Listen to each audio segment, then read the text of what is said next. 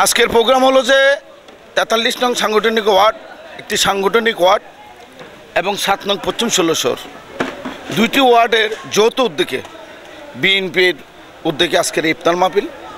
সেখানে আপনি দুটি ওয়ার্ডের সমন্বয় করে যখন ইফতার মাহফিলটা হয়েছে, মানুষের অবস্থা দেখেছেন, সমতার অবস্থা দেখেছেন। হয়তো অনেকেরই বক্তব্য দিতে পারে নাই বা নিজেরও আমরা অনেকটা অল্প বক্তব্যের মাধ্যমে শেষ করছি। তার কারণ হলো আজকে দুটি ওয়ার্ড মিলে আমরা সমন্বয় করে ইফতার মাহফিল করেছি বাংলাদেশ জাতীয়তাবাদী দলের পক্ষ থেকে। তবে আজকে ছাড়াও এখানে যে নেতৃবৃন্দরা রয়েছে, প্রতিটি নেতৃবৃন্দ যার যার এলাকায় এই রমজান মাস প্রতিটি দিনই আমাদের কর্মসূচি আছে, থাকবে।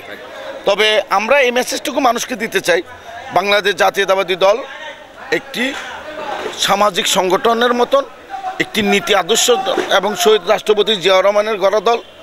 আমরা নীতি আদর্শের বাইরে যে চুল পরিমাণ যদি কোনো নেতাকর্মী কোনো জায়গায় কোনো পরিবেশ তৈরি করে, তার জন্য সে নিজে দায়ী, কোনো দল তার জন্য দায়িত্ব নেবে না।